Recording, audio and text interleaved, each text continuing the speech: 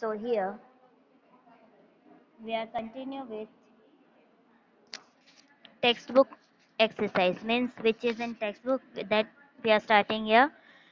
Study the maps of the state of Harsh and Pulkeshi too and note down the major cities and rivers. Now I hope you can hear clearly. So the answer is under the rule of Harshvardhan and Pulkeshi too chiefly managed, chiefly Kannauj, Patliputra, Vallabhi, Chalukya, Kalinga, Pallava, Chola, Yera, and Pandyas, and many other towns were there. There were Karna, Suvarna, Ganga, Jamuna, Shon, Maha, Godavari, Narmada, Krishna, and many other rivers. Question 2. What was the difference between Pulkeshi II and Harsh's personality? Harshvardhan was contented, he stopped fighting battles after winning a few, while Pulkeshi II was ambitious, he continued waging wars. This was the difference between the personalities of Pulkeshi II and Harshvardhan. तो हर्षवर्धन जो होता था वो थोड़ी सी लड़ाई लड़ने के बाद वो कंटेंटेड हो जाता था, उसे फिर ज़्यादा लड़ने की इतनी इच्छा नहीं होती थी। जबकि पुलकेशी टू जो है वो एक एक वर्ड जीतता था कि दूसरा उसका तैयार ही रहता था, ठीक है। उसको कभी सब्र ही नहीं आता था, उसको हमेशा हर चीज़ को जो है जीतना रहता था। Why did Xuanzang carry books relics and status uh, statues back with him to China. Yun Sang wanted to study Buddhism deeply. Therefore, when he returned to China, he carried with him some books of Buddhism, relics, and statues of Lord Buddha along with him from India.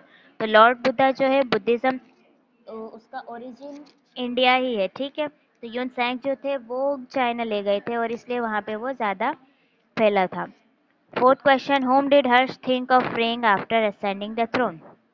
Throne ascending करने के बाद हर्ष ने किसे छुड़वाने का सोचा?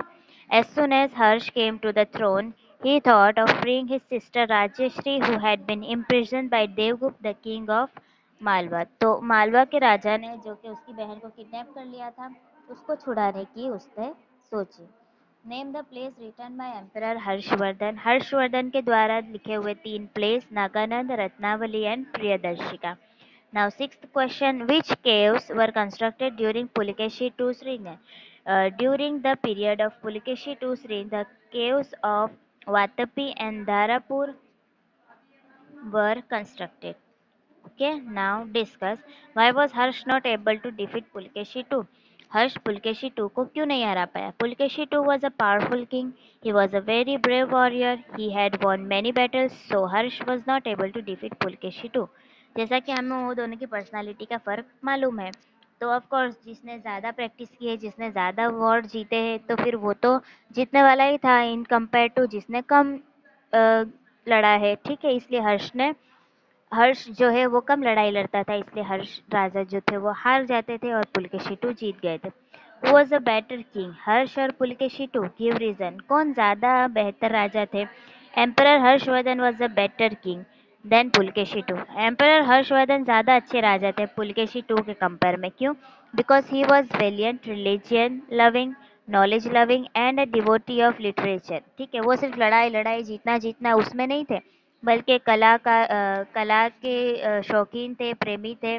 Religion, धार्मिक बातें भी जो है उनको पसंद होती थी, और वो लिटरेचर के अंदर भी बहुत ज़्यादा थे। He was a great donor and well culture, बहुत अच्छे संस्कारी थे, ठीक है, और बहुत ज़्यादा यानी अच्छे इंसान थे।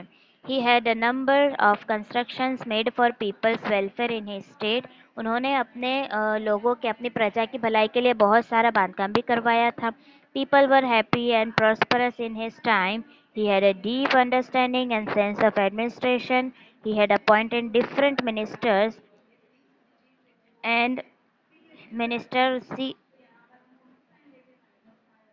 secretaries to run the administration of his state। तो उन्होंने पूरा उनका राज्य अच्छे से चले उसके लिए बहुत सारी जो है अ,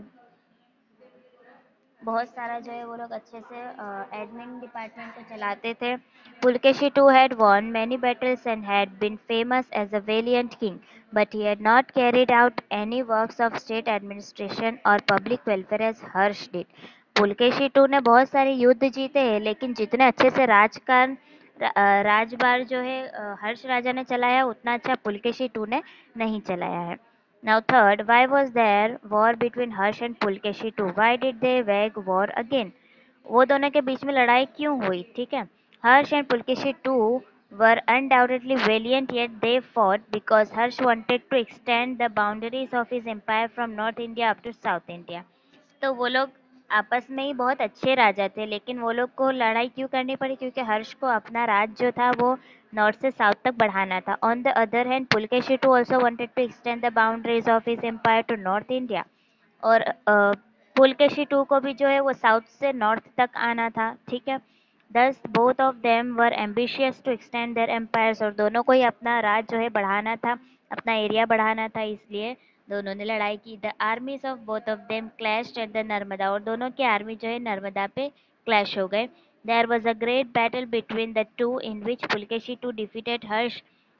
और दोनों के बीच में लड़ाई, जैसा कि आप जानते हो हर्ष जो है वो ज़्यादा लड़ाइयों में नहीं थे, इसलिए वो लोग हार गए. द एम्पायर ऑफ हर्ष दस could not extend beyond the Narmada, और इसलिए उनका जो राजपाट है वो नर्मदा के आगे नहीं बढ़ पाया. Then he put down his thought of fighting again again against Pulakeshi two, therefore no battle was fought between the two again. और उसके बाद उन्होंने जो है लड़ने की जो है जो पहले ठानी थी वो बाद में छोड़ दी लड़ने की सोच, इसलिए फिर बाद में दोबारा कोई लड़ाई नहीं हुई.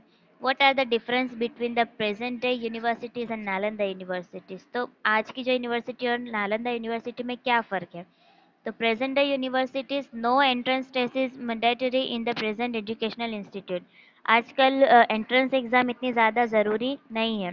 और जबकि नालंदा यूनिवर्सिटी में there was a compulsory entrance test for entrance as aspirants for this university. इस यूनिवर्सिटी में दाखिला लेने के लिए सबसे पहले एंट्रेंस टेस्ट देना ही पड़ता था.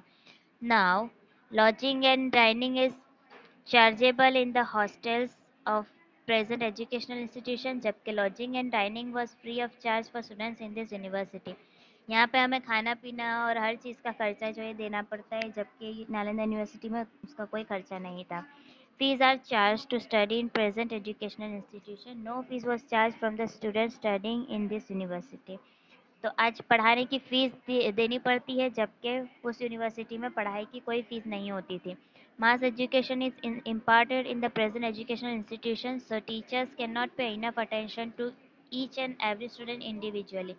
आजकल इतने ज़्यादा स्टूडेंट होते हैं एक ही क्लास में या एक ही स्कूल या एक ही यूनिवर्सिटी में कि एक के एक के ऊपर खास ध्यान हो सके उतना, यानी टीचर्स ट्राई करते हैं लेकिन फिर भी इतना अटेंशन नहीं हो पाता, जबकि teachers paid personal attention to students in this university. और उस यूनिवर्सिटी में टीचर्स पर्सनल अटेंशन देते थे, क्योंकि बच्चे भी उतने कम होते होंगे, या फिर 10 बच्चों के बीच में एक दो या तीन टीचर्स होते होंगे, इस तरह से पढ़ते थे. ठीक है.